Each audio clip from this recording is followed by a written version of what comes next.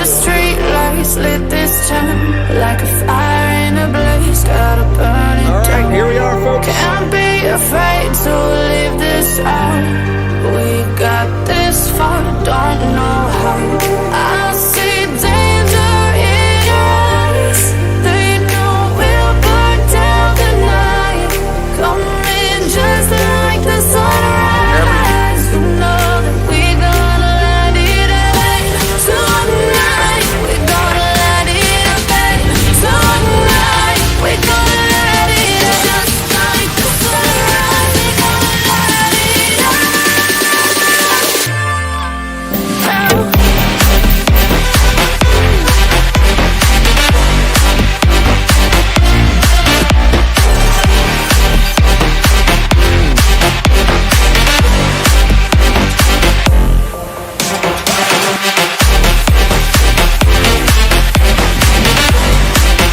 Welcome back once again. This is Chris Report, and he assured me that since I'm in town in Boulders,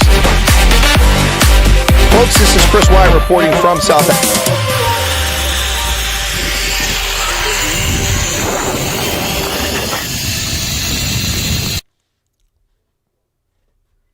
Wednesday, January 17th, 2024. Herzlich willkommen. Bienvenue chez nous. Je suis très heureux que vous êtes là. Gehandelt Zuid-Afrika. Goeiedag. Otsi Hilijang. Servus, salve, and welcome to everybody around the planet, whoever's watching this broadcast, coming to you from central Pennsylvania with today's news, your daily inoculation against propaganda and leftist hate wanking, not to mention the people on the far right as well. Welcome back to the program, folks. I'll say hello to everybody here in just a second. I just finished a short broadcast on my mobile, and it just shows you what happens. I went on my mobile with that title of that stream, and we had 70 people show up unannounced. We have 27 people currently showing up for a broadcast that's been posted on YouTube for 2 hours. Little test worked. Proves that different IP address. Anyway, welcome back to the program. Dylan Comberg is here. Vilma Erasmus, Carlos Mango, John Hutchins in from Arizona. Rian van Rooyen is here. Gus Hester. And Gabriel's back in der Schweiz. Ja. Na, wie geht's, alte Knabe? Ich hoffe, alles ist gut. Ja, in der Schweiz, ja. Welcome back, Gabriel. It's good to see you again there. Pleasure. All right, Andrea Fick, welcome. Goeie namiddag, allemaal. So good afternoon. There you go. And then Garrett was peeling a mango. Ouch. Be careful.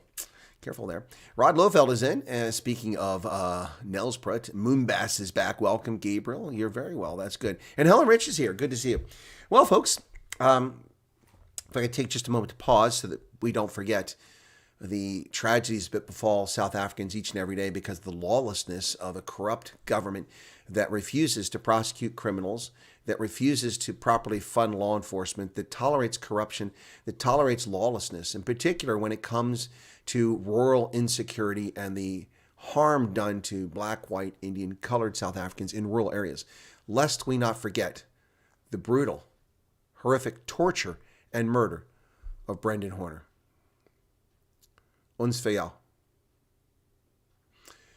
We will not forget Brendan Horner and so many others, the Braun family, Edward Neumeister. The list goes on and on, the horrors that have been inflicted in South Africa by a rogue regime that doesn't care about the rule of law. And if you think it's a black and white issue, you're mistaken, ladies and gentlemen. It's not a black and white issue. It's a cater and everyone else issue. It's a cadre and everyone else issue. They don't care about South Africans. Just like the politicians in D.C., many of them don't care about Americans. What they care about are their appearances on MSNBC, Fox News, people waiting on them endlessly, breathlessness, treated like celebrities, special treatment driving through traffic, special parking, health privileges that are better than every American could ever imagine, retirement packages after just 3 terms in Congress that take care of them for the rest of their lives. That's what they care about. They don't care about you. They don't care about me. Some of them do, but very few. Very few. Brendan Horner, tortured and murdered in a case yet to even make any movement by the corrupt South African Police Service in Senekal in the Free State. Ni vida. Ni vida. Welcome back, friends. Welcome back, folks. All right, so, no, Garrett, his murders have never been charged. Two gentlemen who were the usual suspects, one of which was a career criminal, were rounded up and they were charged with a crime, but the DNA evidence proved that they weren't involved. At least they didn't do the murders. I doubt they were even there. So, yeah, it was all set up by someone, and many people believe it's the police, but we have no evidence of that because the case is not going anywhere. Brendan Horn has been murdered, and that's the end of the story. They don't care about it from there. Well, happy birthday to your oldest son. I guess we'll do the birthday cake, even though he's probably not even here. Let's do that real quick. Where is it at? Yeah, so to Hester's oldest son, and this isn't the one who thinks I don't know anything about South Africa. Happy birthday to him. Happy birthday, oldest son. Patrick, George, yep, and John is in here. Cannot wait for your live channel when I arrive from work. You saved me a lot of time in reading all the news today. Well, thank you for that, Helen. I appreciate that. It's my pleasure. I hope I'll always be able to continue to do this broadcast at this time. It just depends what's going on. But, when I travel and things like that, I can't always do it. So I know some people miss it. Drian is, oh my goodness, folks, ladies and gentlemen, welcome. A Botswana has walked in the door. From Botswana, a Botswana has walked in the door. Hey, Drian, how's it going? How are you in Lausanne and the little one? What's going on there? And Wolf K, welcome. Welcome, welcome. All right, folks, happy birthday to Hester's son. And Michael Holmes says, another 4 years of Trump is terrible for social welfare state, but great for comedy and entertainment. Well, there should be no social welfare state. And, oh, by the way, you're fractionally incorrect. No welfare changed under Trump. The federal government spent no less money on health and human services and for welfare and for all of its programs with federal housing and all that stuff. It continued unabated.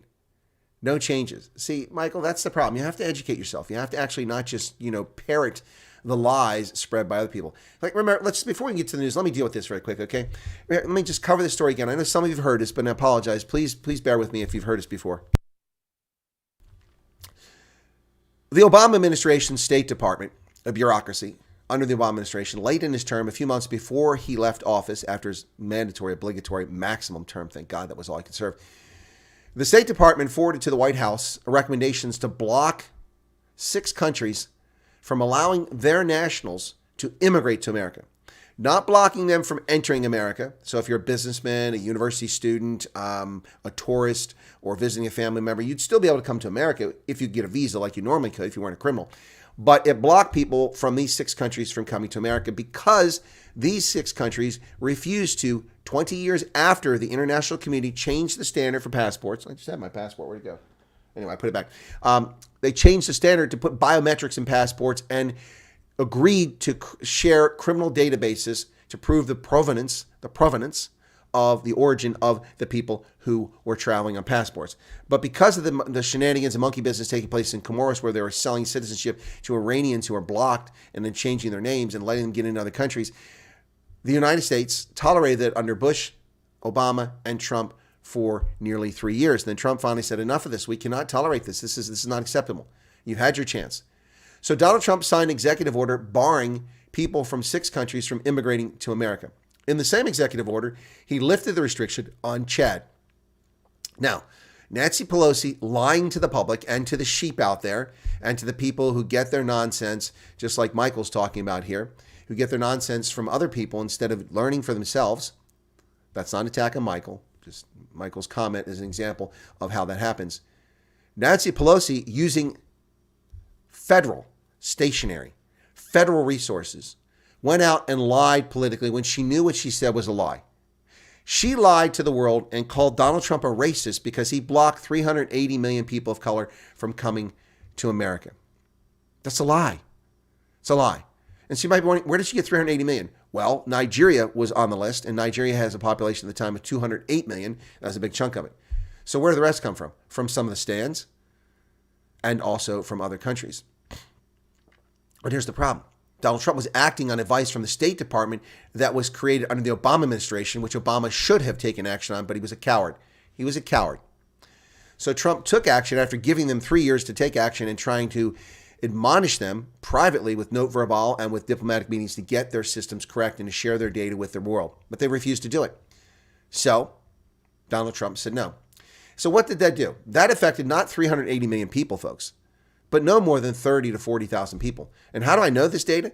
Because I researched it. I'm not lazy like the people who watch Twitter and flip around and watch people on YouTube that don't know what the hell they're talking about and have no experience in government or national security or business or anything. And they're just pontificators who became famous because for whatever reason, they sit around and run their mouths and don't know what they're talking about.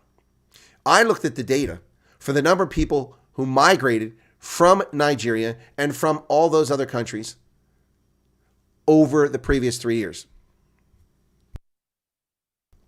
The average was no more than 30,000 people who immigrated from those 6 countries to America to become American citizens. So it potentially affected 30,000 people, not 380 million people. And it wasn't racist. And you could say, well, Chris, you have no evidence it wasn't racist. Well, Trump just blocked these countries because they're countries with people of color. Let's accept that idiotic premise. The problem with that is the executive order also rescinded the restriction against Chad. Now, what is Chad?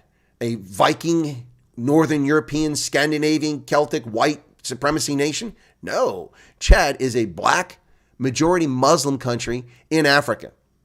And because Chad had made changes and shared their databases and fixed their passports, Chad was removed from the list when they had already been put on the list by Obama. And oh, by the way, why wasn't Obama called a racist when he put Chad on the list and prevented Chadians from immigrating to America? Do you see the garbage out there? Do you see the hypocrisy? You got to open your eyes. You got to open your, this isn't Alex Jones and conspiracy and, 5G and, the NASA flying planes to alter the weather. None of that idiotic nonsense. These are facts, not conspiracies, not random nonsense, factual information to show you just how corrupt the media and political people are. You can complain about Trump all you want, but the biggest joke that I've ever seen is that Donald Trump is a racist. He's an anti-Semite. His daughter's a Jew. His grandchildren are Jews. Everybody that hung out with Donald Trump was somebody of color, rich and wealthy and famous. Unbelievable.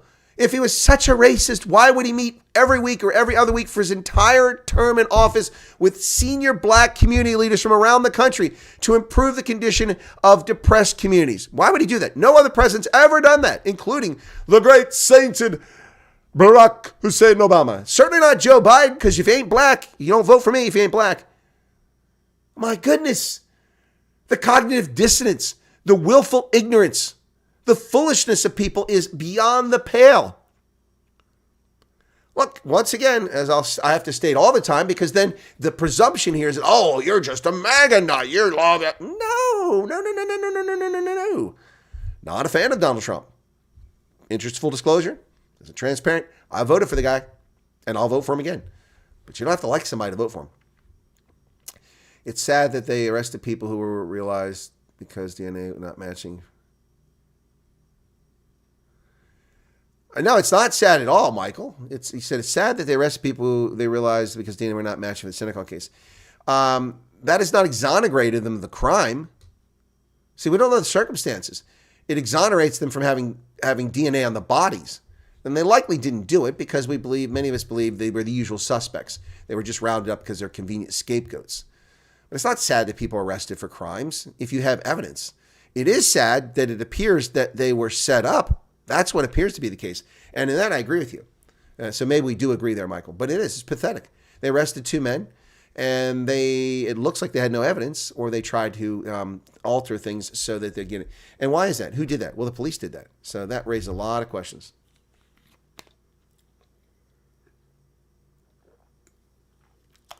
Rian van Rooyen says, facts, totally why I'm on this channel. And see, there it is right there. I mean, refute what I just said. Prove me wrong. Prove to me that the reason that Nigeria was put on the executive order wasn't because they failed to provide biometric data in their passports and failed to share their criminal databases with the international community. Prove it to me. You can't, because I'm 100% right. Prove to me that Trump didn't rescind the restrictions against Chad, which Obama had put in place on the same day. Prove it. You can't. It's a fact. Prove to me that Nancy Pelosi isn't a reprobate, slimy, corrupt politician. Well, you can try, but most of us aren't going to buy it. Mariana Nell, welcome to you. That's a pretty name, Mariana. Thank you. Gus, welcome here. David Suberson. Sorry, my nose is... I was fine before this, but now suddenly my nose is acting a little bit up there. Welcome back to the program, folks. Some of you may have watched my short live stream before this on my mobile phone, standing outside in the snow. I'll tell you this. I was outside for about 11 minutes, 10 minutes on video, a total of 11 minutes, maybe 12 minutes. And when I walked back in, my ears were hurting. They were burning. It was, it's quite cold out there, folks. It is 20 degrees Fahrenheit. That's well below 0 Celsius. And it's unfortunate because it's a beautiful sunny day, but my panels seem to have snow trapped on them. It's not melting, and I'm not climbing on the roof. So I'm not going to get any solar energy until it warms up. That could be a few weeks. That's not good. Maybe I'll get lucky and it'll melt some of it today. Yeah, I got 9 watts. Yeah, the panels are completely covered by snow. And it's a beautiful sunny day. I should be making lots of sunshine here. This sucks. And it isn't getting warmer anytime soon. So, Andreo Fick has just given a super chat. Wait for that to come up here in just a second. We'll get to this. Fleshton's in from the 15-minute city. Little Miss Know-It-All. Welcome back to you. Good to see you again. And Garrett says, any news on the lunar probe? Yeah, no, it's going to burn up in the atmosphere. They're going to fly it back to Earth and burn it up, the lander and all that stuff. Maybe to land in Australia. Have you seen the people having, what's this? Oh, charging. You're talking about electric cars? Oh, we're going to talk about that. Yeah, another reason. Never mind the toxicity. There it is. Thank you for that super chat. 140 Rand. Very kind of you. Bye, donkey. Yeah, no, not only are batteries toxic and they cause horrific environmental degradation to make them by extracting the raw materials and creating them, and not only are they dangerous and can explode, fire hazard, yada, yada, yada, all kinds of problems with batteries, especially big batteries that sit in basements for solar and stored energy. But not only that, and also in the cars, we've seen how many electric cars have caught on fire, but batteries don't hold their charge. Batteries retain a memory and then become useless over time. Batteries die very easily in cold weather. It saps the energy out of them. So people with Teslas in Chicago are suffering. They can't charge their rich, plush, arrogant cars. Yep. Nick Groves is back. Nick, you've been gone. I hope you're well, Nick. You know, it's interesting, Nick, because I just was going through a box here with something you gave me just recently, just a little while ago.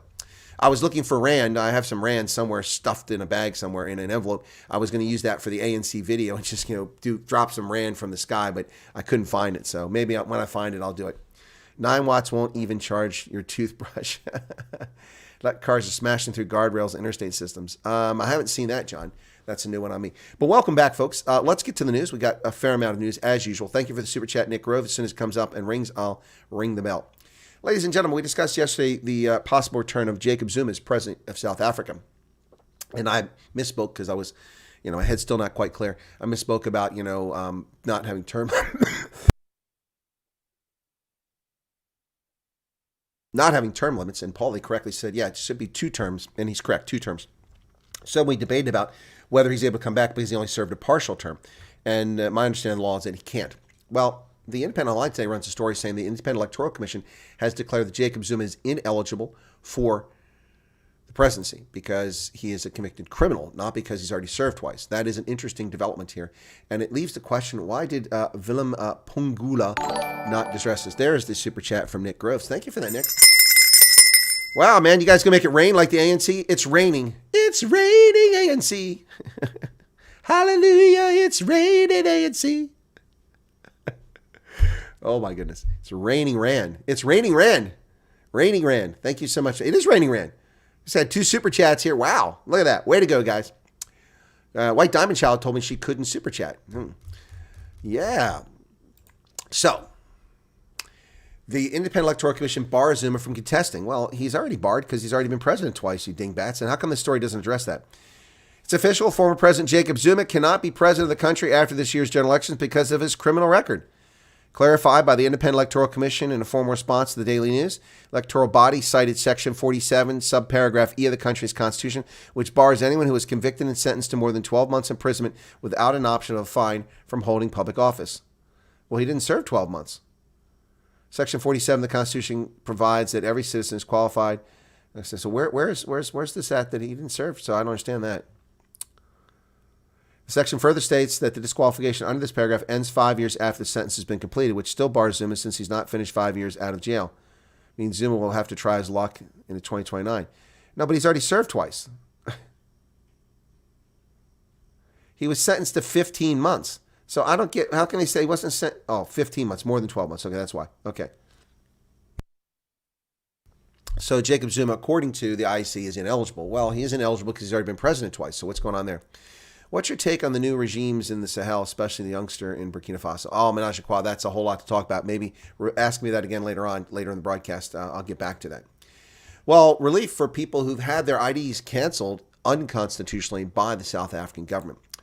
Home Affairs has unconstitutionally been blocking IDs. 700,000 citizens affected. Department of Home Affairs no longer allowed to block South African IDs arbitrarily, cutting citizens' residence off from essential services following a landmark judgment from the Gauteng High Court. Lawyers for Human Rights has welcomed the ruling. Comes after Minister Aaron Motsoaledi and Director General Livuhuame Makodi were taken to task by affected permanent resident civil society organization lawyers for human rights, Legal Wise South Africa, and Children's Institute after the department went on a widespread campaign to block IDs it deemed suspicious and fraudulent. Yeah, the application was initially brought forward by an Eswatini citizen who's lived in South Africa since 1998 but had her ID blocked by Home Affairs and was under threat of having her permanent residency revoked. Wow. Well, congratulations. The shows the government cannot act arbitrarily and simply cancel people, which is what they were trying to do. So congratulations on that development. Well, the EFF and other parties are angry about the creation of a deputy mayor position in Johannesburg, saying it's unnecessary. Well, I don't know if I agree with that. The city of Johannesburg is a disaster. There's a super chat from Trevor Bush. Thank you, Trevor. It's raining rand. ANC, it's raining rand. Ladies and gentlemen, thank you for contributing to the ANC election campaign. That money will go directly into the pockets of the African National Congress because we know all hail the ANC. The ANC is the great, wondrous hope, a non-racial party devoted to market capitalism, freedom and liberty, and the equality of all South Africans. All hail ANC. Yeah, okay. None of what I just said is true. The previous was a lie. Trevor Bush, thank you for the 200 rand. It's raining rand. There you go. All right. No dollars are falling out of the sky, but rand are falling out of the sky. The EFF and other parties are angry that the city of Johannesburg wants to, all hail ANC, wants to create a deputy mayor position. They're going to vote on this. The ANC and the EFF are in opposition in Joburg, and we'll see what happens. There you go. So, sparks expected to fly tomorrow when the council sits to elect an Action SA candidate to the newly created position of deputy mayor, with opposition parties such as the EFF and ANC saying they will oppose the move because it's unnecessary. The proposal to create the position of deputy mayor has been endorsed by the DA-led coalition that's running Schwane and Action SA's. Oh, it's Schwane, not Joburg. My bad. My correction, not Joburg. Schwane. Okay. Schwane. Okay. So I thought that said Pretoria or Joburg. Now, the EFF regional chairperson said since its inception in December 5th of 2000, the city has not found it necessary to appoint such a position, leading to the question of the motives behind this consideration. Concerns arise that this move may be a strategy to fulfill personal agendas and a sense of entitlement to political positions. Well, I mean, that's not an unfair allegation, but Pretoria's got problems. It's got problems. Lots of problems. Service delivery issues. They've got crime issues. And having a deputy mayor, not a bad idea. Not a bad idea. But apparently they don't like it. They don't like it. Eskom is ramping up its, I don't even know why I report on load shedding anymore in South Africa because it's up, it's down. Their power systems collapse all the time. So even reporting on it's hard to keep track of what's going on. But Eskom, once again, is ramping up load shedding. Yada, yada, yada, yada, yeah. Stage 3 today. Yeah. Lost 4 generating units. Yeah. God. Eskom. What a disaster for South Africans. I mean, I'm getting no power from my solar panels because they're covered with snow, but I've got 14 watts. That's more than Eskom's generating. Yikes, 14 watts. The IEC is handing out cash to political parties who are represented in Parliament. Look at that. The Electoral Commission of South Africa has allocated 5 million rand to parties represented in Parliament. ANC will get most of that because they have the biggest number of people in Parliament. Action SA opposes this type of funding, which gives a slight advantage. ANC and others has joined those questioning just how the party went from only having $100,000 in the bank to managing to get an out-of-court settlement with Israelis for over $102 million in debt, which was actually $142 million with the fines. Yep. Action SA asked a very good question. A very good question. Well, folks, we talked about that Port St. John's taxi war and people being shot and that little 11-year-old boy being hit by a stray bullet. Folks are being warned to stay away from there. 11 have been arrested after a deadly reign of terror and arson as feuding taxi organizations lay siege to Port St. John's. My goodness. Look at that. Look at those firearms that were seized. That's what criminals have in South Africa.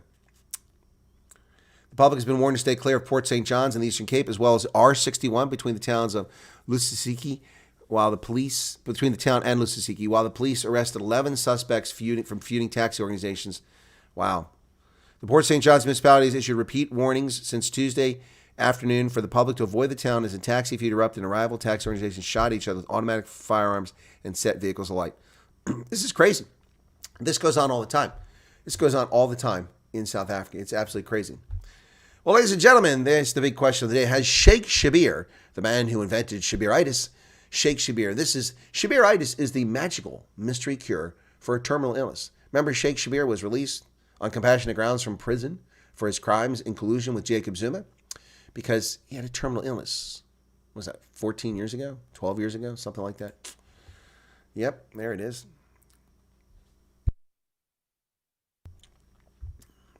It seems the Mkhonto we Sizwe party's left hand doesn't know what its right hand is doing.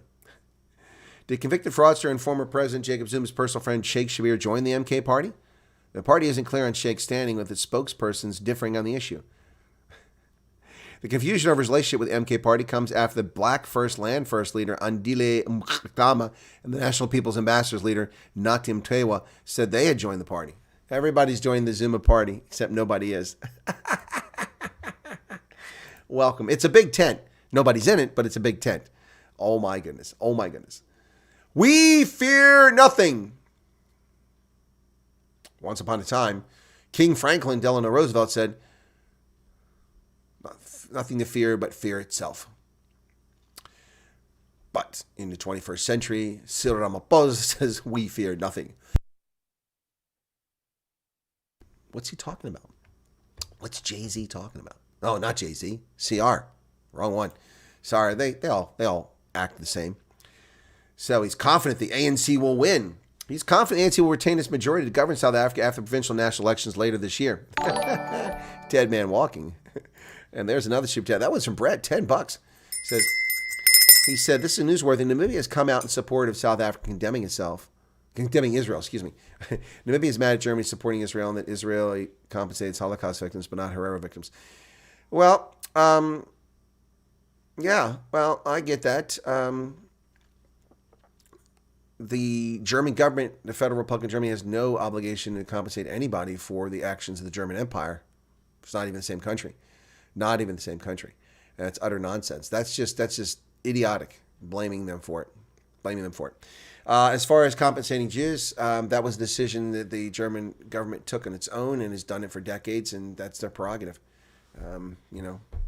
But this is the Federal Republic, which also doesn't bear any responsibility for the actions of the Nazi regime. But anyway, there you go. Thank you for the $10 super chat, Brett. John Jarvis. Yeah, I did cover it yesterday, John. Thank you. But I'll take the super chat and happy to bring the topic up again. Mariana Nell says DA is doing good work in Pretoria, but it will take time. I don't disagree with you, but Pretoria has problems because of what they inherited. I've interviewed the mayor, Cilliers Brink. I think he's doing a brilliant job. Germany raped Namibian coast. How do you rape a coast? Do you come out and stick your genitalia in the sand? Is that how you rape the coast? How do you rape the coast? I'm being facetious, Patrick. I know what you're saying. Cape Town immediate city neighbors are not seeing this as the great thing about human beings. We adapt. Eric is asking me not to sing. Okay, I'm not sure what was I singing. Oh, the Rand thing. Oh, you don't want me to sing because it's raining Rand. Okay, I won't sing. I'll just say it's raining Rand. Hallelujah, it's raining Rand. Well, an EFF member of Parliament who's charged for disrupting Parliament, the party says he wasn't even there. Now that's interesting. Lawyers for a group of EFF MPs accused of disrupting a parliamentary sitting claim one of them was unfairly charged. EFF claims the MP was not in Parliament when the disruption took place last June. They're accused of disrupting President Ramaphosa's budget speech. The main bone of contention was whether EFF MP Constance Nonalanda Mkonto was present in the House on June 10th, the day of the alleged offense. It's not alleged. We all saw it. Yeah, arguing for the EFF advocate said that she was not in the National Assembly.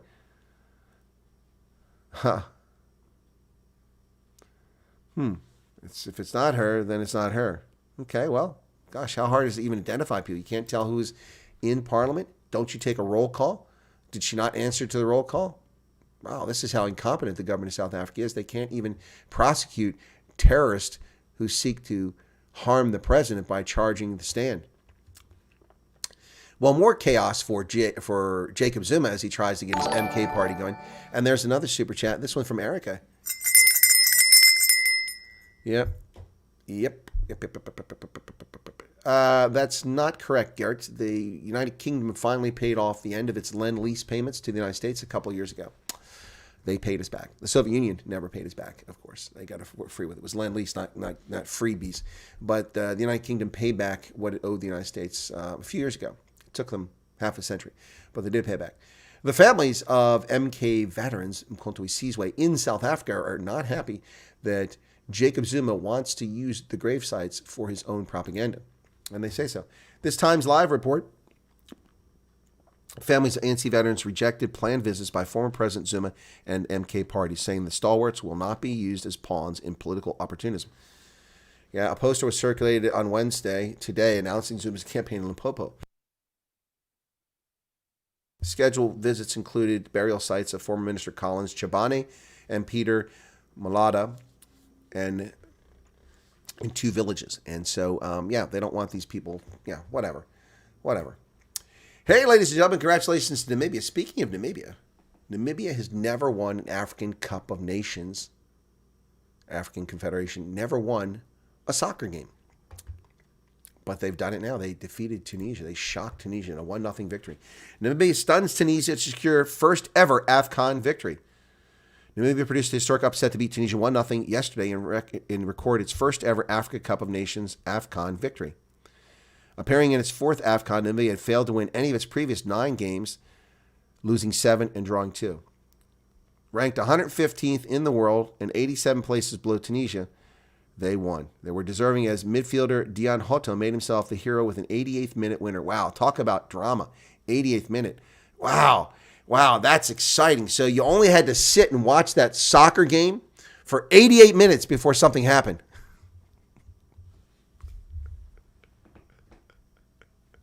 Soccer. It's not a sport. Ooh, that's going to torque some people off.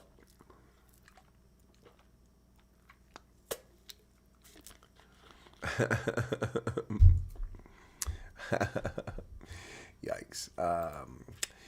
In neighboring Zimbabwe, 160 elephants died late in 2023 owing to drought in the Hwange National Park. At least 160 elephants died as a result of drought conditions in Zimbabwe, with hot, dry weather likely to continue. Conservationists fear there could be more deaths to come. That's between August and December in the 14,651 square kilometer Hwange National Park, which is the northwest corner of Zimbabwe, not far from Victoria Falls, on the way to Bulawayo. Been there myself. Mauritius and Reunion assessing the damage after a huge cyclone blows through. At least 4 people killed. Look at the detritus there, or as the Brits say, detritus. Look at the detritus there. All that debris laying around, washed up from this storm. That's insane. Look at all that rubbish people leave laying around everywhere. Plastic, garbage, nonsense. Ugh. Mauritius lifted its highest weather alert and eased a nationwide curfew yesterday after a deadly cyclone battered the Indian Ocean island, causing heavy flooding, extensive damage in the capital and other parts of the country. The nearby French island of Reunion was assessing the aftermath of tropical cyclone Bilal. French Interior Minister Gérard Damanin said 2 more bodies had been found, bringing the death toll to 3. 1 person died in Mauritius.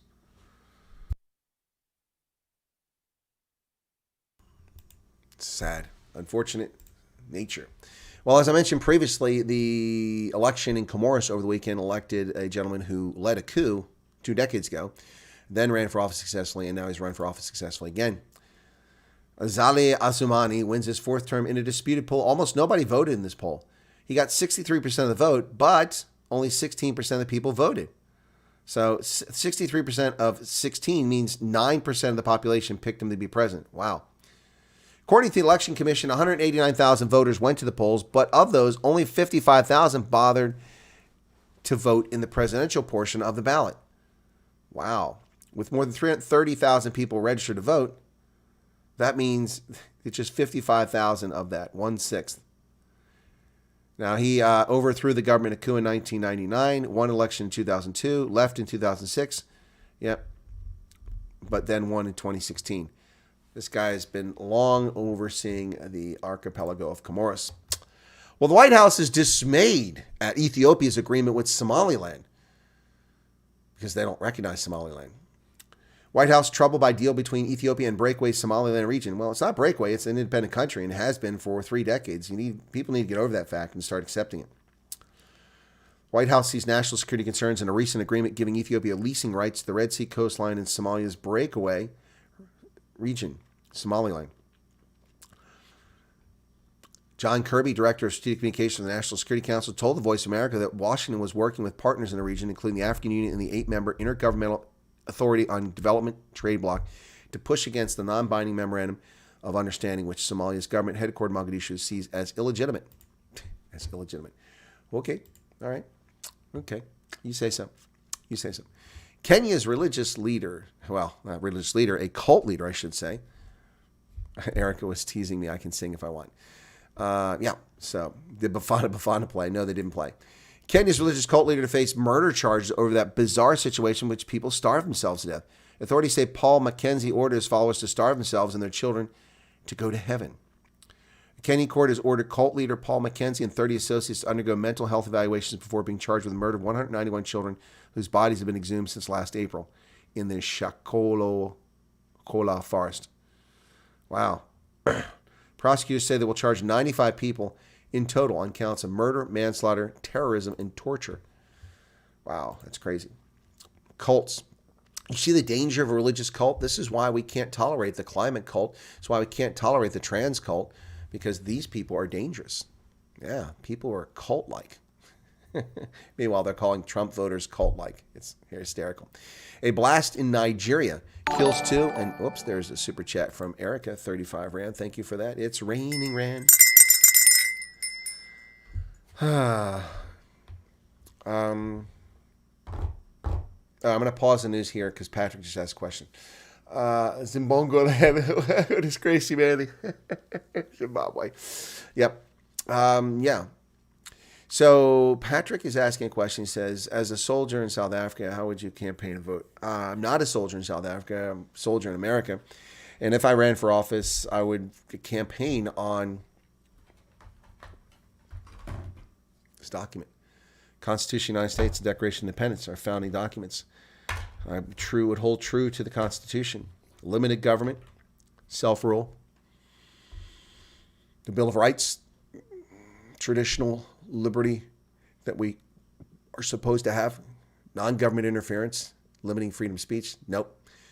The right to keep and bear arms, protect life, defend our borders, balance our budget, stop making people dependent on the state, and empower people. I hate that phrase, but it's the right word. Empower people to succeed by eliminating, if I was in the federal government, I would eliminate the federal corporate tax. States can have a corporate tax. That's their business. But there's no justification for the federal government having a corporate tax. All it does is cripple economic growth and push investment abroad to places like China, where they don't have to pay that.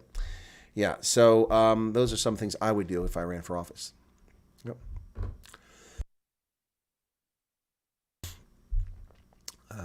Why is DA pushing green energy? Because they're leftist. The DA is not a centrist party.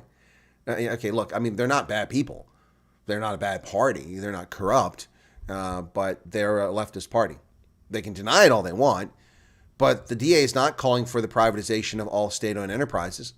The DA is not calling for private pension funds. The DA is not calling for traditional conservative issues or even centrist issues. Green energy is the leftist issue. Look, I'm all for conserving energy. I'm all for efficient use of energy. I'm all for alternative forms that are feasible, affordable, safe, and reliable. Yeah, all that. I'm for all that. But I'm not for the nonsense that they're pushing at. France is building nuclear. Well, France has been building nuclear for 50 years. Germany is, no, they're not commissioning coal stations. They're reopening coal-fired power plants that were shuttered. Yeah, I don't know what DA spokesperson you're talking about. I didn't see that. So you have to share it with me, Trevor. Who was that? Yep. All right. Not have a deficit. Yeah, didn't I say that? Balanced budget? Well, you got to have a balanced budget first and a surplus before you can not have a deficit. So first mission is to balance the budget and have a surplus, and then you pay down the debt. So you got to balance the budget first. Anyway, Nigeria blast kills 2 people and hurts dozens as a building collapses. At least 2 people were killed and dozens injured when explosives stored at a private residence detonated in Nigeria's Oyo state. Why are explosives there unless terrorists are operating? A Reuters witness saw several collapsed houses and wrecked cars from the impact of Tuesday's blast. And it's an upscale neighborhood. Look at that. These are not exactly hovels. These are nice houses. Emergency service and security officials used bulldozers to clear debris during a search and rescue operation. Some houses had roofs blown off and windows shattered, and their owners watched from a distance as officials searched for survivors. They cordoned off the blast area where a huge crater could be seen from a distance. Wow. Let's see if I can make that bigger. Yeah, there we go. A little bit bigger. Look at that. Upscale neighborhood. Terrorist? Probably. I was in the house with my kids, and I just saw the ceiling and roof coming down on us. I have a lot of injuries in my back, said a mother of 2. In a statement, the governor said that there were 2 deaths while 77 people were treated for injuries. My goodness. Preliminary investigation by security agencies revealed that illegal miners occupying one of the houses had stored explosive devices there, which caused the blast. Yeah, illegal miners. Zamas are living in this neighborhood. I'm not sure I'm sold on that story. Not sure I'm sold on that story. 8 dead and 100 people missing after the latest Nigerian boat accident. 8 passengers confirmed dead and estimated 100 were missing after an overloaded boat capsized in north-central Nigeria. It's the latest in a series of deadly boat accidents that increasingly point to regulatory failures. Passengers were being conveyed from Niger State's Borgu district to a market in neighboring Kebbi State when the boat overturned in the Niger River. It was overloaded, so the strong wind affected them. Wow. The boat's capacity is 100 passengers, but it's estimated to be carrying a much higher number in addition to bags of grain, making it difficult to control when it began to sink. Well, that's unregulated. This is what happens. Just people without this. When you don't have rule of law, when you don't have standards, when you don't have enforcement, this is what happens, folks. It's horrible. It's absolutely horrible. But it's a reality. Oh, Patrick's saying your military career spent most of its time in Africa. That's why we ask you. Well, I spent a lot of time in Africa, Patrick. So if I was a soldier in South Africa, how would I campaign? Well, that's a hard one to answer. Are you talking about a SANDF soldier or a SADF soldier? Or one who did both? One who did both has advantages, I think. If you served in the SADF and in the SANDF, let's say you were middling grade or partway through your career, halfway through your career in the SADF, and you stayed and finished your career in SANDF, then I think you're in a much stronger position to run as a former military person for office if that's what you want to do. You just have to be true to the Constitution. South African, that's our Constitution, but know the South African Constitution, be true to it. Stand up for the rule of law, stand up for fiscal responsibility, stand up for accountability. Accountability. Yep. Does that help? That's what I would do if I was South African. Stop pussyfooting about, says an economist for World Bank funding. Yep, stop pussyfooting about funding natural gas projects, says Standard Bank chair. A sovereign debt crisis is the biggest issue facing Africa right now, and nations need to address corruption and implement fundamental structural reforms to address their problems, the chairwoman of the continent's biggest banks by assets said. People went and got low-interest loans by the bucket load. We now have to contend country by country with how to support countries. She said this in Davos. Now, she's in Davos, and she's one of the few people making sense. But I said this all along. Ghana went back to the trough like pigs. After oil was discovered in the Jubilee field off the coast of Ghana, and people in banks saw, dollar signs. Okay, now they've got assets. We can loan Ghana money. And what did Ghana do? They wasted the money. They wasted, instead of investing it in education, technology, ports, infrastructure, and redevelopment, businesses, the money went elsewhere. And now Ghana is buried in sovereign debt to Ghanaian banks and to international lenders. to Ghanaian banks and to international lenders. Pigs at the trough. And what do we get? What do we get?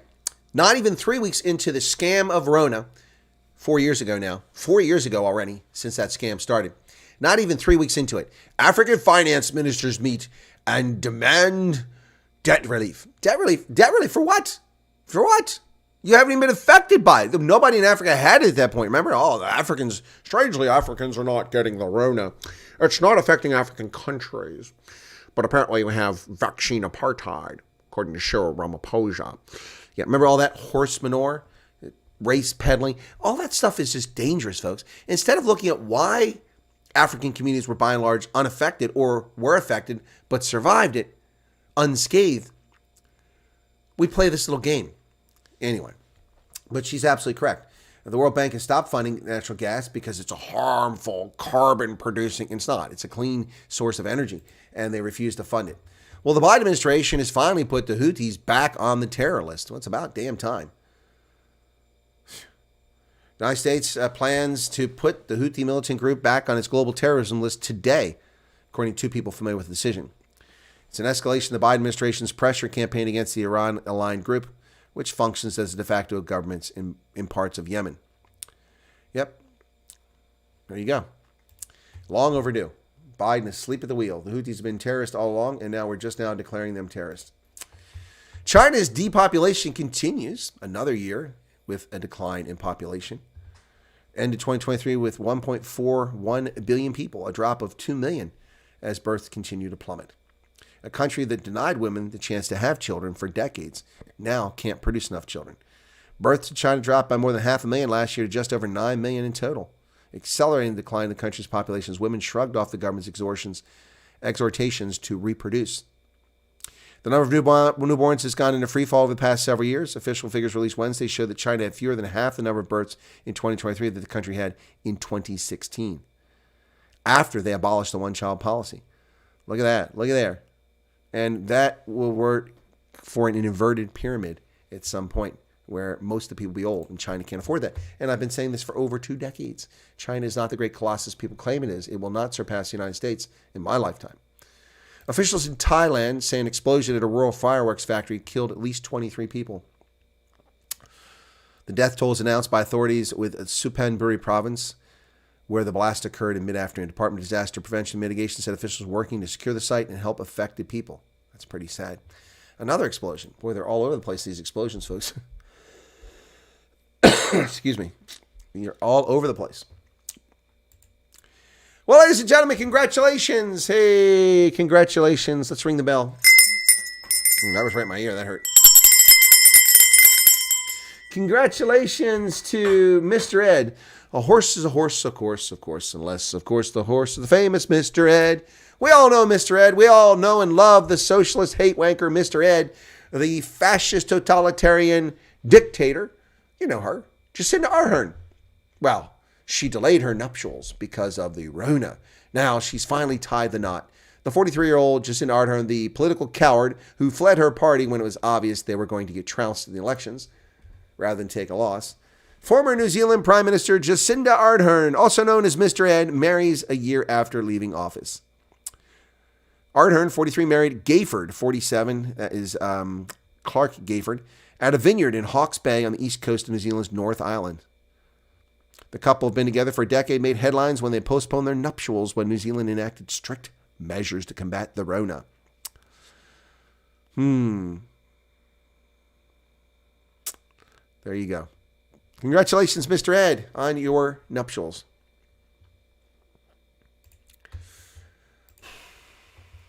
Okay, now, this is a discussion of the truly asinine and stupid. You ready for this, ladies and gentlemen? All right, I'm going to tell you something here. You ready for this? This is empty-headed virtue signaling by pompous, arrogant, uber-wealthy individuals. You ready for this? Pompous, arrogant nonsense. And I'll tell you why. Let me tell you the story. I'll read a few comments from it, and then I'll come back to you.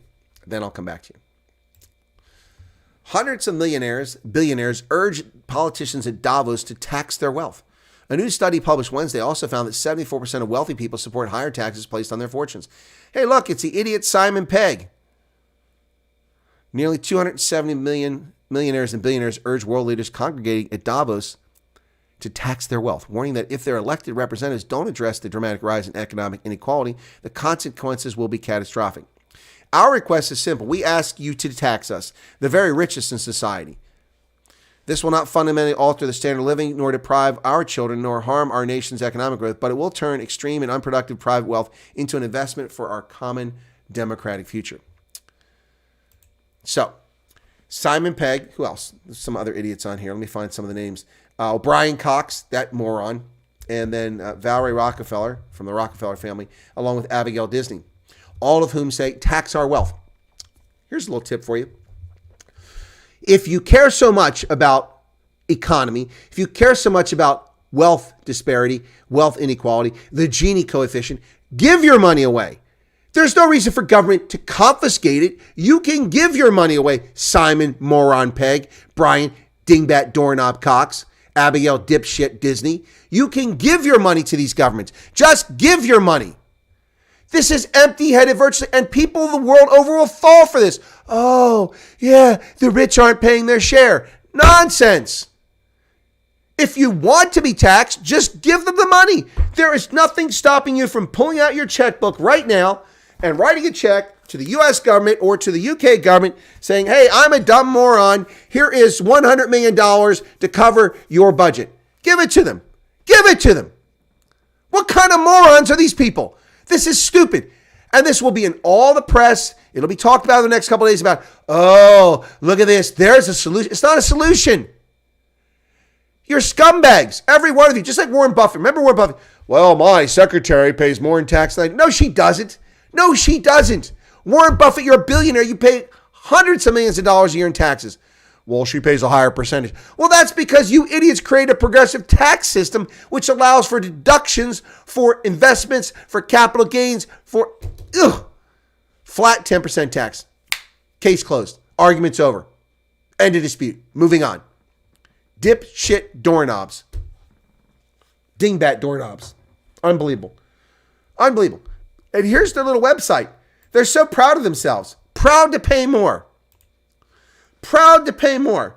Our message at Davos is simple. Elected leaders must tax us, the super rich. We'd be proud to pay more. Well, you're morons. You're frauds. You're idiots. Proud to pay more to tackle extreme inequality. Proud to pay more to help reduce the cost of living. Proud to pay more to better educate. Proud to pay more for resilient healthcare. Proud to pay more for better infrastructure. Proud to pay more for green transition. Proud to pay more taxes on our extreme wealth. Proud to be dingbat doorknobs who are simply panning for the cameras. Did any of them write a check? Do we see a single check? And how did they get wealthy?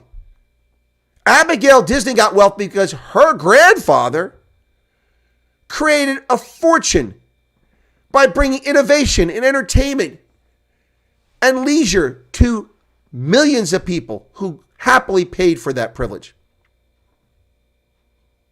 How did the Rockefellers get wealthy? By extracting petroleum and investing in railroads and developing, industrializing this country. And she feels guilty? Then give me your money. If you care about inequality, Simon Pegg, you know what? I'll give you my checkbook. Here's my checkbook. I'll give you want the number? Do you need the IBAN so you can send it to me? I'll give you all of that. I'll give you all of it. Simon Pegg, give me your money. Then you can balance out what you've got and what I've got, and I'll feel a lot better about myself. So come on. Come on, Simon Pegg, Brian Cox, Abigail Disney, Rockefeller, you dingbat doorknobs. These people are clowns.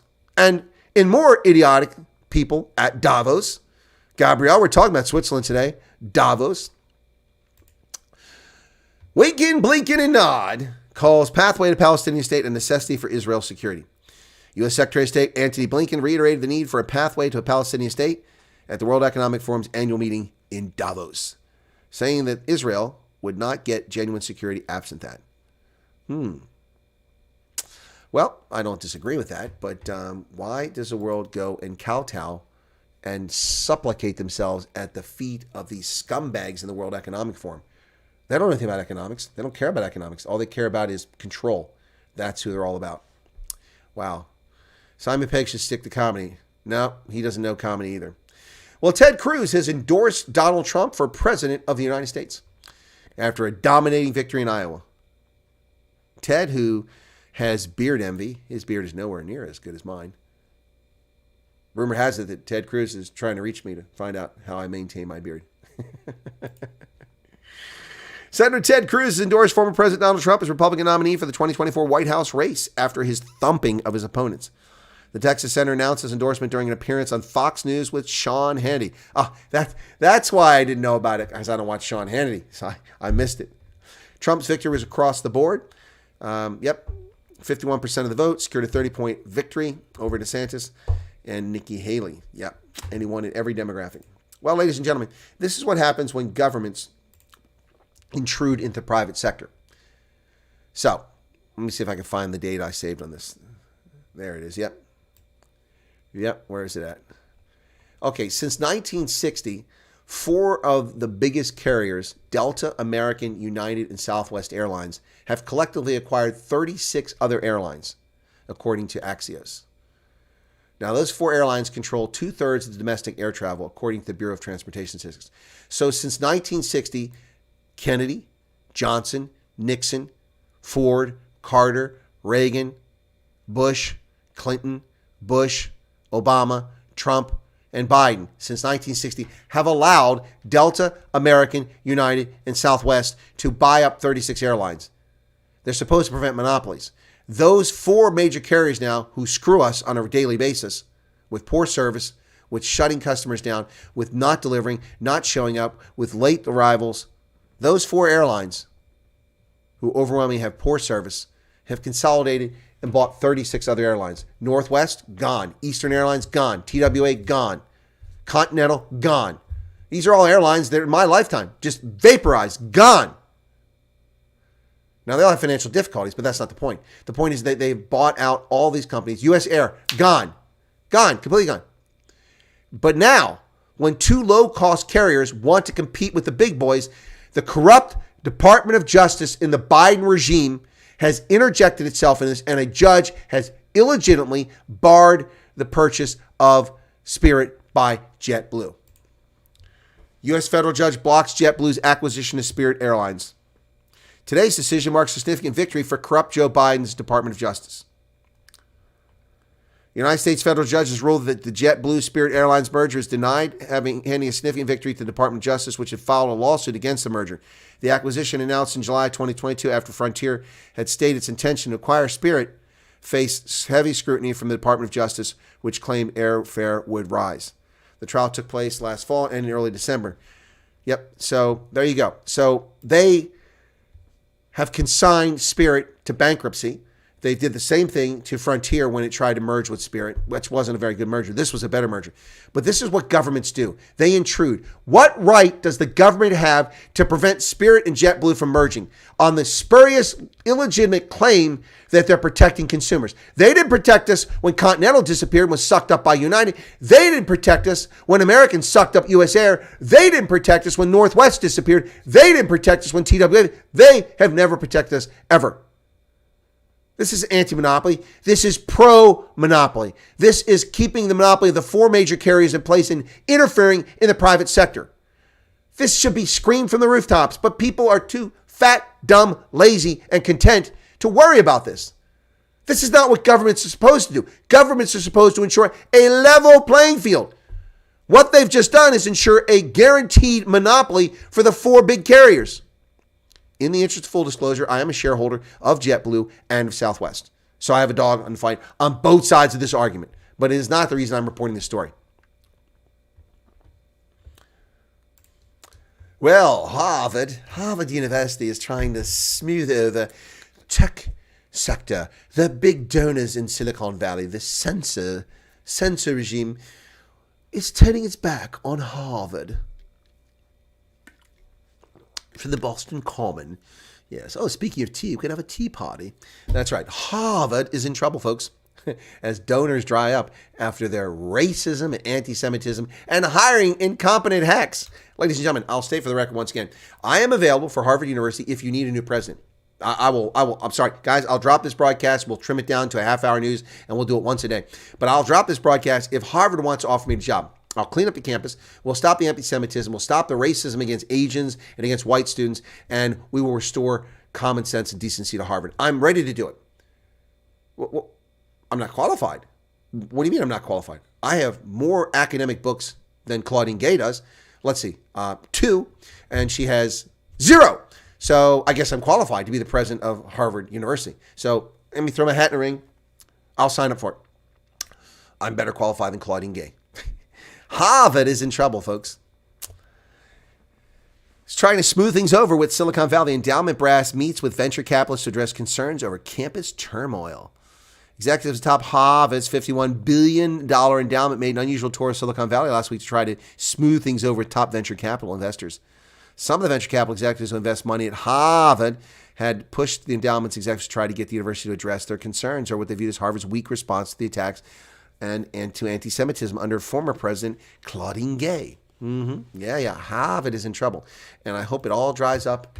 The oldest institution in America is a disgrace to education in general. Well, speaking of those major 4 carriers, one of them, well, all of them, canceled 12,000 flights. Delayed or canceled because of severe weather. Wow. Close to 12,000 flights in the United States were delayed or canceled yesterday as severe winter weather across the country disrupted flight operations. 2,472 flights within, into, or out of the U.S. were canceled on Tuesday, according to FlightAware. This followed 3,346 cancellations on Monday. It's the highest number of flight cancellations since Southwest had their meltdown back in 2022.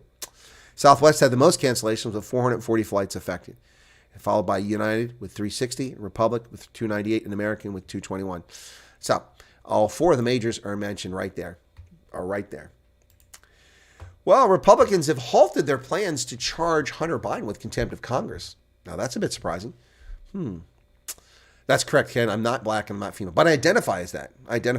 I'm wearing a black sweater today, a cravat. Not a cravat, a pullover. I'm wearing a black pullover today, so I identify as a black woman. Republicans are halting their contempt of Congress. Apparently, they're negotiating with Hunter's lawyers. House Republicans have halted plans to hold Hunter Biden in contempt of Congress this week for defying a congressional subpoena, citing negotiations with his attorneys that could end the standoff over his testimony. Republicans were set to advance the contempt resolution against Hunter to the House floor in a procedural step Tuesday, but called it off to give the attorneys additional time to reach an agreement. So Hunter is going to get off the hook. Yeah, of course. Rules for thee, not for me.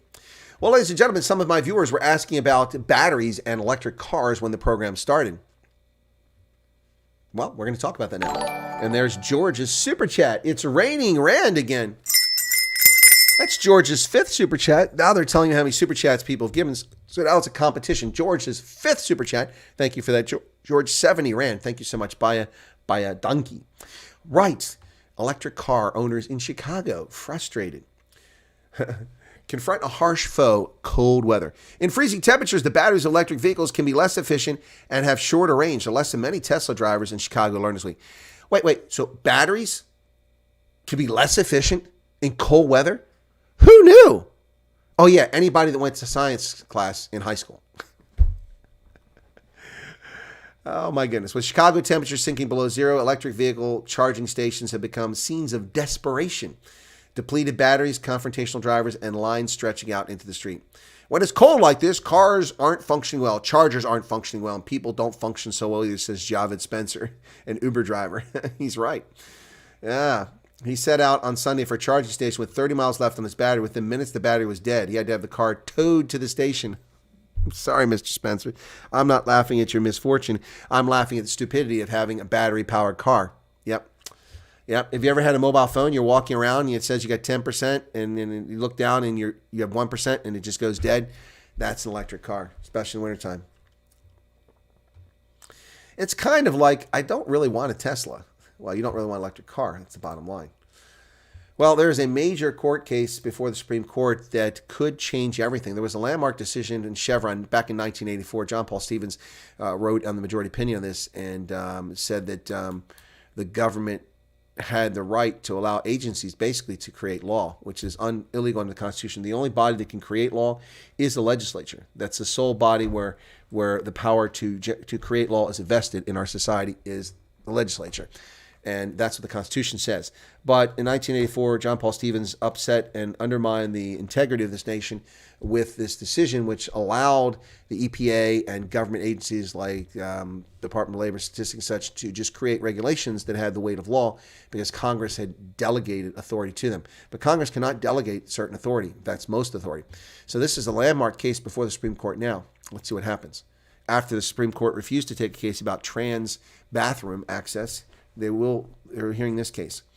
Justice will consider whether to overrule the seminal 1984 Chevron decision, which requires judges to defer to agencies' interpretations of ambiguous statutes. Supreme Court will hear arguments today over whether to overturn a key precedent, one that has empowered executive agencies and frustrated business groups hostile to government regulation. No, they're not hostile. They don't believe in government regulation. It's overdue, overwarranted. The court, which in recent years has rejected precedents on abortion and affirmative action, struck down regulations addressing climate change, student loans, and coronavirus jabs, will consider the fate of a foundational doctrine of administrative law called Chevron deference. The doctrine takes its name from 1984 decision Chevron versus Natural Resource Defense Council, one of the most cited cases in American law. Discarding it could threaten regulations in countless areas, including the environment, healthcare, consumer safety, nuclear energy, and government benefits programs. It would also transfer power from agencies to Congress and the courts. To Congress, where it belongs, yeah. Yep. It's what should be done. These agencies don't have the authority to write law. Only Congress has the authority to write law. This is garbage, and it has been destroying this country. It has led to the inexorable growth of the bureaucratic state. Bureaucrats having more power than elected politicians, and it needs to stop. It needs to stop. The Chevron decision. Yep. Serves them bloody right for falling into the trap. Who fell into the trap? Oh, Harvard. Yes. Sorry, Harvard. Okay. Should appeal it. Went on case law. Okay. Was Joe at the Perv Island? No, apparently he's one of the people that wasn't there. Eliminating competition. Yeah, exactly what it is, Gabriel. That's exactly what it is. See, here's the thing. Big corporations love regulation. You know why? Because regulation doesn't drive them out of business. They just drive up their prices. They have the volume to survive it. Regulation that's unwarranted, unnecessary, like Sarbanes-Oxley, eliminates small businesses who can't compete, who don't have the money and resources to deal with the onerous, unnecessary administrative burden that the state is putting on them. Yeah, that's what it does. It drives competition out. The lifeblood of our economy, the lifeblood of the German economy, for example, is the small businesses. In Germany, it's called the Mittelstand. Here in America, we just say small businesses. These are companies that employ 50 or less people.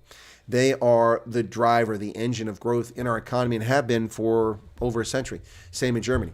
And the Wirtschaftswunder, the economic miracle of Germany in the 1950s and 60s, was a consequence of rebuilding a destroyed country, but it was rebuilt by small companies, not the big ones, not the big concerns. Big companies hire lots of people, but they like to crowd out competition. There's a reason why there's really only one operating system, two, that people use for personal computers: Apple and Microsoft's Windows. That's it. Not many people use any other systems, and they love that. Microsoft used its position to bundle its crappy Internet Explorer into Windows 95, crippling its opponents, because people that didn't know anything about computers just coming on the computer market, getting a computer first time, they want to go on the internet, you click on that, that's how you get on there. They don't know that there's other browsers out there. Microsoft used that unfair advantage as a monopoly. And they lost that lawsuit. They were actually sued. But big corporations love monopolies. They love regulation. They love regulation. When a regulatory requirement is put in place that obliges a business to spend $1 million a year on accounting, big corporations have no problem with that. They'll sneeze at that. But a small business owner can't afford to pay that. And you're going to say, wait, but there's always exemptions. Yeah, there are exemptions, but not always. And it depends on revenue and employee size. Yeah, so, yeah, no, that's the truth of the matter here, folks. That's the truth of the matter here. John Jarvis asking, who will Donald Trump pick as his vice presidential selection? I will tell you that I think it very likely to be Ben Carson. Dr. Ben Carson is a front runner for that VP pick, but there's a lot can happen between now and July. They won't make the VP pick until they get the nomination. And so I think in late July or at the convention, it'll probably be announced. But no, Vivek Ramaswamy, I don't think will be his vice presidential pick for a number of reasons, but he's likely to be offered a cabinet position. I wouldn't be surprised. Yep. I wouldn't be surprised by that. Is President Trump the first to come back from after? No, he's not. It's happened once before. Teddy Roosevelt tried to run again but didn't get elected. We had a president who came, wasn't Garfield, was it? Garfield got killed, but one of our presidents ran and then was out and then came back. We've also had presidents who became president of the country and then later were appointed to the Supreme Court. William McKinley was president of the United States and then was later on the Supreme Court. Wait, not McKinley. Is it? No, not McKinley, sorry. Not McKinley. Somebody was the Supreme Court. McKinley was assassinated, sorry. And Gabrielle said, well said, Chris. Yeah, about the taxes, man. Those idiots. They want taxes, then they can pay it. Just pay it. There's no reason for a tax. Just write a check. Never figured to me that Tesla's an electric car. Tesla's amazing. What's that? Regulations do not work for CS either. What is CS? Okay. Ken, just ignore Matthew Dickinson. Okay. Garden route is doing great. Warm weather. Yeah, well, not here, man. What's the temperature now? Temperature is to drop, this says. I need them to go up so it melts the snow on my roof. 21. Well, it's up from 16. It was 16 earlier.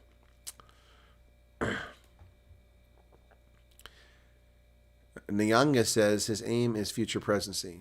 Oh, you mean for Vivek Ramaswamy? Yeah, I don't know if that'll be Grover Cleveland. Yeah, there you go. Thank you, Radine. Thank you. I think that's who it was. Grover Cleveland. It wasn't McKinley. Yep. Thank you. Oh, Credit Suisse. Oh, Gabriel. Okay, yeah. Okay, sorry. Dude, you got to help us out there. Yeah, exactly. Regulations don't work. You have all the regulations in the world. So the who was the dude with the big Ponzi scheme a few years ago here in America, the accounting thing here? Madoff, Bernie Madoff. We have all the regulations in place to ensure a fair marketplace. We have Securities and Exchange Commission's investigators who have badge credentials. They're law enforcement officials. We have everything in place to prevent what happened with Bernie Madoff from happening. And guess what? It happened. Do you know why it happened? Because the government didn't do its job. Simple as that. Do you know that we don't have a budget again this year? The federal government can't pass a budget. Pennsylvania has a budget. We have a $45 billion a year budget in Pennsylvania. Oof. Yep.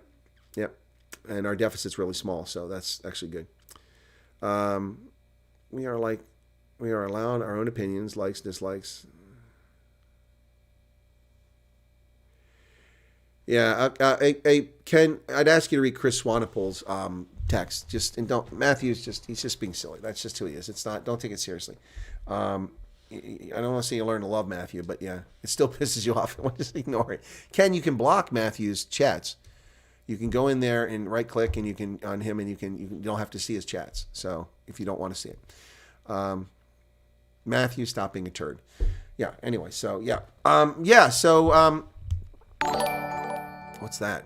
Willard Shoko is just subscribed. Thank you, Willard Shoko. Where are you from, Willard? Are you here? Are you watching something else? And Erica just told Ken what I suggested. Yeah, so the Wirtschaftswunder fund was in greater effect due to the Marshall Plan. The Americans for having foresight. Well, the Marshall Plan definitely played a role, but that was the funding. The work was done by small businesses in Germany. So there you go. Yep, the work was done by small businesses, and they're the reason. And that's still the lifeblood of the German economy. And that's what's killing Germany. That's why their economy is in recession, because their high electricity costs, their high labor costs. Now they've got high security costs because of all the rampant crime, because of the criminal alien invaders that they allowed to flood their country. Now, we risk something going very much the opposite direction here. And I'm going to say this now before we get to that stage, because we're approaching that stage. We're approaching the stage where government's going to take over countries and they're going to start deporting people en masse. Now, no doubt, a lot of people have no business being in the countries they're currently in and are there illegitimate and should be deported. But we need to be very careful about becoming xenophobic. Xenophobia is not a good idea. It's one thing to expect criminals be removed from your midst. It's quite another to target any foreigner who's in your country. That's not good. And we're reaching that stage very soon. Very soon.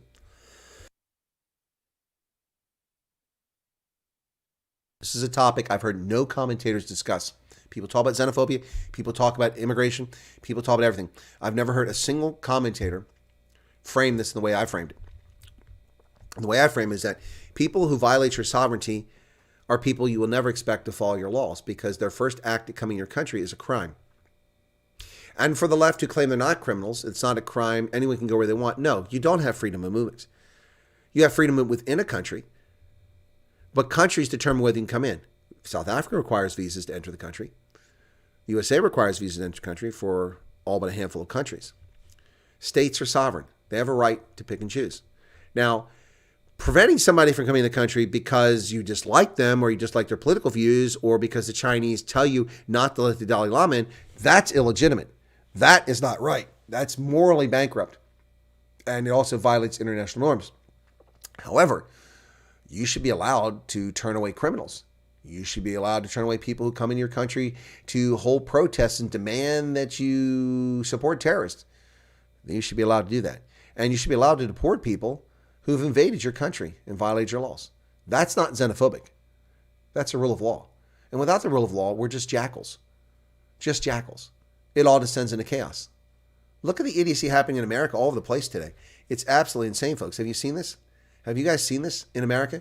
All these constant videos of people freaking out in Starbucks and in restaurants and stores and attacking the staff there. And invariably, and this is not, of course, because some people will tell a lie, but this is not about race, but all the videos that seem to show up on social media, almost all of them, 95% of them are black Americans running around acting like fools. Now, that doesn't mean that black Americans are fools. Almost none of them are. But there's an impulse problem here. There's an impulse problem here and a behavior problem that is not being addressed by society and being ignored. We just had another murder of an elderly white woman, 78. She was on the phone with her family, and her dog barked, and she went to see. And then the call ended, and they turned on the camera in their house to see, and they saw something was wrong. They came. She'd been raped and then shot and murdered or burnt, something like that. 78-year-old woman. She's white. The assailant is black. It has not made the national news.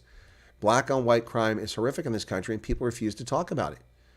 Talking about it doesn't make you a racist. A racist is someone who advocates one race better than another. And I'm saying quite unequivocally here that white people are not better than black people, and black people are not better than white people. People are people. Homo sapiens are Homo sapiens. If they weren't, you couldn't get together and create babies. You'd be incompatible. It'd be like a horse and a dog trying to have offspring. It doesn't work. It doesn't work.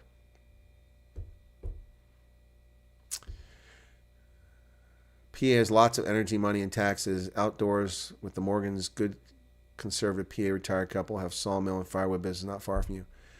Okay, I don't know who they are. Outdoors with the Morgans. Okay, I'm gonna write that down. Outdoors with the Morgans. Okay, is that a YouTube channel?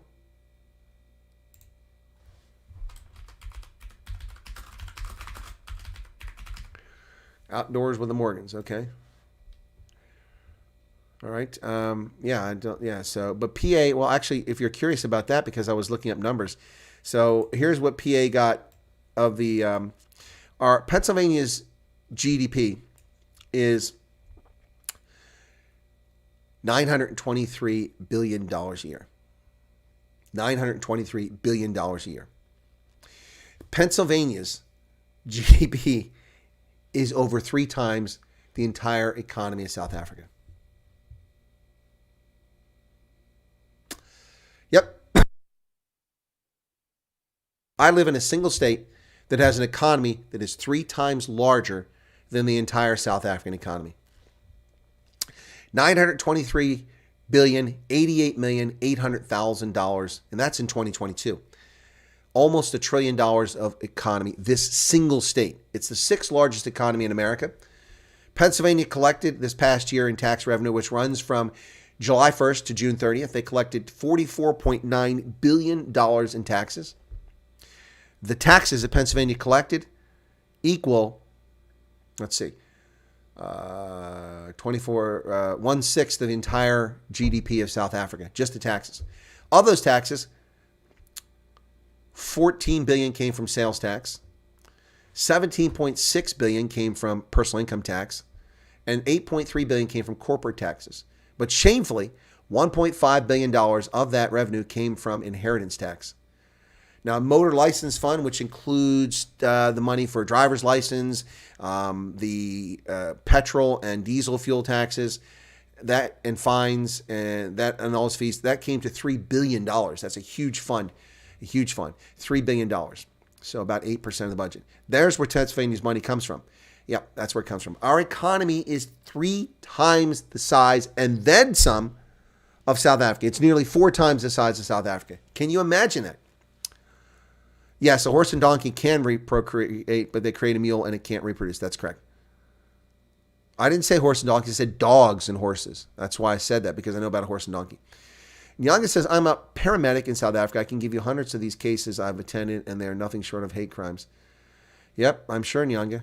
Exactly. And the South African government, which goes to the International Court of Justice to try to claim that South Africa, that Israel is committing. Thank you, Arten da Silva. Thank you for that, for subscribing. Which they go to the International Court of Justice claiming that Israel is committing genocide while they're allowing this horrific violence, this ethnic hatred. And see, that's the argument. The attorney who last year argued that kill the Boer is not an incitement to violence, it's not hate speech, it's not genocide, argued that Israeli members of the cabinet and the government who said they wanted to exterminate Hamas are using hate speech leading to genocide. And do they not see the hypocrisy? They don't, because they're just idiots, they're blithering idiots. Yep. Gabriel says, my grandfather was allowed to go to the U.S., but he had to declare that he was not affiliated or sympathized with the Communist Party. And now some people come in and they hate the country. Well, some millions, Gabriel, because the country's been handed over to leftists. It's time for genuine Americans, patriots, to stand up and be counted. It is time. It is past time. While I spent decades supporting, defending the Constitution, defending this country, and protecting our friends, partners, and allies around the world, people were asleep at the wheel back here, and the country was stolen. They've infiltrated our schools, our corporate boards, our universities, all of our bureaucracies, our political parties. And your population is comparison. Oh, Ken, Pennsylvania's population is just under 13 million. We have less than 1/4 of South Africa's population, and we have over 4 times your economy. So we're 8 times as productive as South Africa in this single state of Pennsylvania. Yep, that's a rough measurement there. Yep. Yeah, horse and a zebra can breed too. It's a weird outcome though. Anyway, yeah. So crazy stuff there, folks. Oh, that is the point. Yeah, Ken's trying to get me to make a point that South Africa has 63 million people. Pennsylvania has 12,900,000 people, and we produce 4 times as much GDP as all of South Africa. Now, we have no diamonds.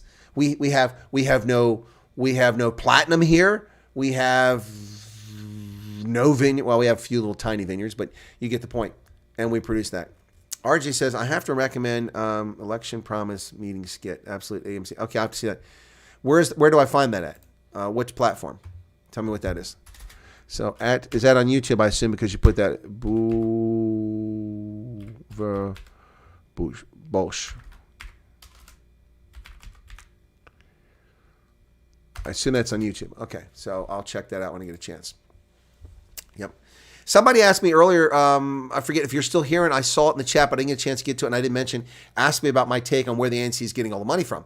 Well, I just did a video on that. Just before this, I did a live broadcast, a short one for 10 minutes, and I talked about it. It raises all sorts of questions. I'm beginning to think that the money is coming from BRICS, from Russia and China, for them to cause this chaos and distraction about what's going on around the world. On good thing you said that, because I would have gone to YouTube. So Facebook, okay. Okay, I'll check it out. I don't do stuff on Facebook except to post things. Oh, that was it. Andreo Fick, you asked the question. Thank you, Andreo. Yeah, so let me just talk about that here before we wrap up the broadcast today. We got 86 people here, 68 likes. Come on, man. It's not hard to push that button. Push it. Okay, well, you can watch that. You can do that afterwards. But let me just talk about it here specifically since it came up. Thank you for asking, Andreo, and I apologize for not getting to it sooner. But, you get distracted. Things you got to cover. Things come up, and, and with my head still cloudy with this head cold and whatever this thing is going on with me, still distracts me. So I'm not at 100% of my game. All right, so the ANC neglected to pay for services rendered by a company called Isolweni. Back in 2019, they put apparently election posters up, and it was 102 million rand was the bill. Isolweni tried to collect the money from ANC. They told them foot-sec. They tried to collect the money foot-sec. They went to court. They won a judgment. The ANC appealed it. They lost, and they were told to pay it. With interest and fines, because they hadn't paid it, the bill went from 102 to 140 to 146 million rand, something. So let's say 150 million rand.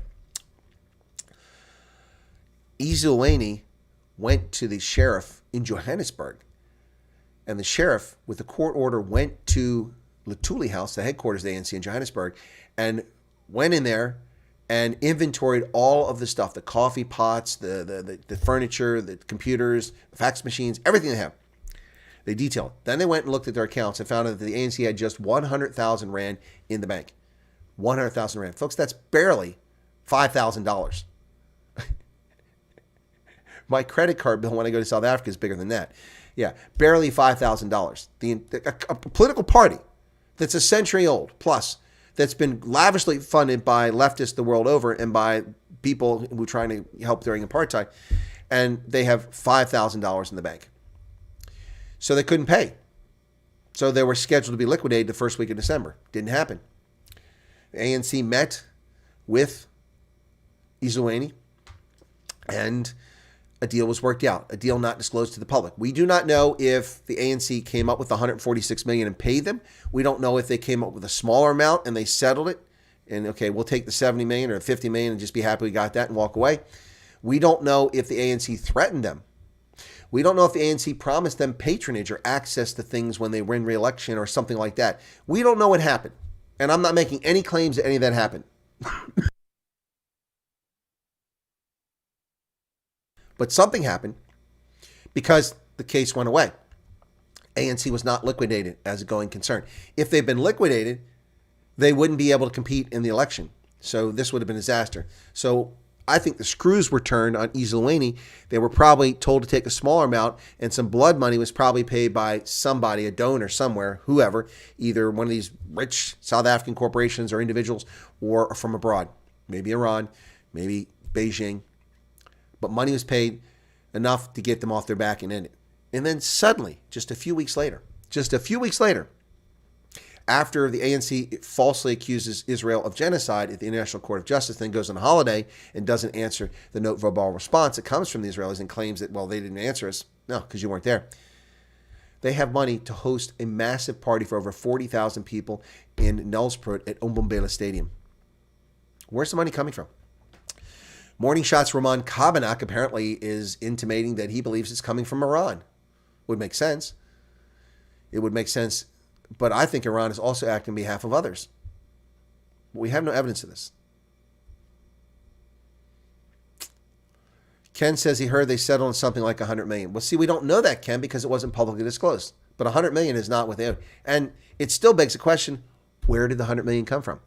The ANC had just 100,000 rand, $5,000 in their bank account. Where did the 100 million rand come from if that was a settlement? Who provided? Patrice Motsepe? I doubt it. Skinflint. Tokyo Sexwally? I doubt it. Greedy. Cyril Ramaphosa? There's no way. That guy wouldn't give a dime to somebody on the street corner. So where did the money come from? Came from somewhere. This is a corrupt political party. And now they just got a big chunk of 5 million rand from the IEC. Why does the IEC have money to give to political parties, and why are they giving political money to political parties? Does Pennsylvania not have gold? I don't think we have gold, Ants. Let me look and see. If we do, it's a small trace amounts, I think. Google. Does Pennsylva? I don't think so. It says Golden Corral. Oh my goodness. The Gold Prospectors Association of America says where to look. Gold is most often found in York and Lancaster counties. Try looking around my neighborhood. Local streams produce respectable gold finds. So there is gold around here. There's gold. I'm going to start panning for gold, man. I need some money. Wow. Wow. That's funny. While Pennsylvania's mining history has been based on coal and iron ore, those aren't the only things miners have hauled out of the ground. While gold it wasn't their objective, over the years, several thousand ounces of precious metal have been found as a byproduct of other mining activities. Hoping to get your hands on some nuggets? There's a few tried and true methods that Pennsylvania prospectors have been using to hunt for gold. If gold was once found in a nearby mine, it's likely that there are loose nuggets in nearby rivers and streams. You can start your hunt by panning local creeks for small deposits. Gold is most often found in York and Lancaster counties. In York County, try looking around Dillsburg, Grantham, Wellsville, or Rossville, or near Shrewsbury and Winterstown. These are all areas where the local streams have produced respectable gold finds. Okay. Yeah, it's not enough to do anything. Garnet. We also have garnet here. Yep. And calcite mineral, pyrite, quartz, and fossils. Yeah. So, yeah. We have a little bit of gold here, apparently. My goodness. My goodness. There you go. Yeah, there's your answer. But it's not, industrial scale. Lots of illegal mining in the Sabi area. Okay. Organic products and something farmers. If the money came from China through proper channels, does the party still have to declare it? Yeah, they do. It's a donation. They don't pay. I don't know if they have to pay taxes on it though, because it's a non. I think it's probably. I don't know the law in South Africa, but I suspect it's a non-taxable thing. You can donate to political candidates here, and they don't pay taxes. Una Pautoglu, welcome Una. Thank you for being a subscriber. Eric, I'm not doing Ronaldo today. Ronaldo is tomorrow. Apologies for that. Yeah, sorry. If you're worried about Ronaldo.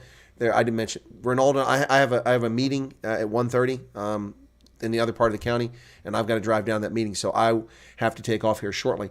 But we will not be doing Wednesdays with the Colonel today. It'll be tomorrow, and I'll have to duck out of there early because I have another meeting tomorrow right after that. So, but yeah, tomorrow you can catch me on Ronaldo. Mark purchases probably some of the $6 billion from Iran. Well, that $6 billion never got there, but that's not the real issue. Iran probably made 30 or 40 billion from windfall oil profits from Joe Biden driving up the price of oil with his attack on the energy industry. Iran, that's the thing. And I talked about that too. Conservatives were all over the $6 billion. The $6 billion never got to Iran. It never should have even been considered, but it never got there. So that was a red herring. However, the amount of money that Iran accumulated because the price of oil spiked and went so high, all because of Joe Biden's war on energy the day he came in office over the last 3 years, is billions and billions and billions. It dwarfs the $6 billion. And that's the real concern. On the previous declaration, donation agencies still hadn't declared theirs. Okay. Yeah, apparently there's gold in them Thar Hills. I think I'll go get a pan on my way back and find one of these local creeks somewhere in this county. Money's coming for Ron, says Trevor. Well, that's what Roman Kabanek says without any evidence. That doesn't mean he's wrong. All right. Excellent farming includes organic products and Amish farmers, I think Gus is trying to say. No, I haven't fallen out with him, John. I'm not broadcasting with him today. He's still doing a broadcast, but not with me. Falling out. Why would you think that? We've done a show. We've done a show every week without fail, except when he's not available or I've not been available for 2 years. And one time I'm not there. Yeah. Anyway, if Iran provided the cash, that could be said to have ultimately come from oil road. There you go. There you go. Ian, you just said that was my point. Ian said it, but you typed it before I said that. So, okay. Yep. All right. Cool beans. Cool beans. So Ronaldo's on right now. Okay. Well, yeah, I can't be on for this whole hour, so I have to head out here shortly. I didn't want to be on the program and then leave in like the next 10 minutes and leave people hanging. So anyway, but I do need to wrap up. If you want to go over to Ronaldo's program, I'll redirect you to that. Let me do that real quick here. Content. Let me where is it at here? It says live program. Anyway, yeah. So apparently there's gold in Pennsylvania. Who knew? Who knew? What's going on here? It's not showing me my live streams. YouTube, man, I swear to God, they are so unreliable lately. There we go, finally. Okay. Customization. Yeah, this thing is, YouTube is really, it's not anything malicious. They're just not getting their act together. So Ronaldo's live. Yep, there you go. Okay, you'll be directed to Ronaldo after the stream if you'd like to go there, if you want to check it out. So anyway, 80, oh, somebody just took a like away. Well, that's not very nice. Why'd you take your like away? Why would somebody take a like away? I don't get that. I get a dislike. I don't get why you give someone a like and then you take it away. Oh, it just came back. Ian Williams says, thank you for your incredible service. Andrea Fix says, thank you. You're welcome, guys. Please feel free to go over and watch Ronaldo. Unfortunately, I have to go right now. I've got lots of things on the table, but I'll get back with you guys. I've got to get set up this weekend's rugby broadcast. We've got Six Nations, I believe, starting this weekend. We've got the EPCR Challenge and Champions Cup games again this weekend, so I've got to get that stuff all set up. I'll probably do that tonight or tomorrow. Anyway, got my computer back, so all good now, says Charles. Cool. All right. Garrett says, I'm a poet, but you just don't know it. Well, your feet show it, Longfellows. There is gold in Gauteng. All right, guys, have a good one. Thanks a lot. Appreciate it. God bless, and take care of yourselves. We'll see you later on. Be safe. Go enjoy Ronaldo. Tell Ronaldo I said hi. Cheers.